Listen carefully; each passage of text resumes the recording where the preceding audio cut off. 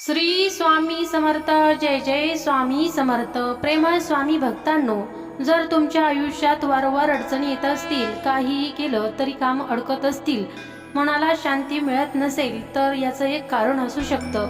आपण आपल्या कुलदेवतांपासून दूर गेलो आहोत. कारण एक गोष्ट लक्षात ठेवा, ज्या घरात कुलदेवताचं स्मरण असतं त्या घरात संकट येण्याआधीच परत जातं. आज मी तुम्हाला अशा एका देवताबद्दल सांगणार आहे ज्यामध्ये ब्रह्मा, विष्णू आणि महेश या तिन्ही देवांची शक्ती एकत्र आहे. विचार करा, सृष्टी निर्माण करणारे ब्रह्मा, पालन करणारे विष्णू आणि संहार करणारे महादेव जर हे तिन्ही देव एकत्र आले तर त्या शक्तीची कल्पना तरी करता येईल का? आणि ही शक्ती आपल्या महाराष्ट्रात आहे, आपल्या मातीमध्ये आहे. लाखो लोक आकाशात गुलाल उधळतात आणि एकच गजर करतात, चांग भलं. पण चांग भलं का म्हणतात? या देवाची मूर्ती दक्षिणेकडेच का पाहत आहे आणि या देवता मागचं खरं रहस्य काय आहे?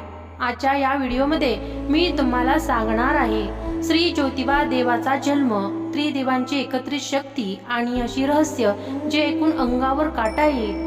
पण एक विनंती आहे, हा व्हिडिओ अर्धवट सोडू नका, कारण शेवटी मी अशी एक गोष्ट सांगणार आहे जी कदाचित तुमच्या आयुष्याचा विचारही बदलून टाकेल. जीवनात सुख, शांती आणि समाधान हवं असेल तर कुलदेवतांची नातं घट्ट असणं खूप गरजेचं असतं.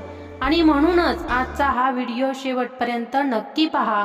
ओम श्री ज्योतिबाय कुलसंरक्षणाय सर्व दुःख नाशनाय गृह शांतिकारकाय नमः.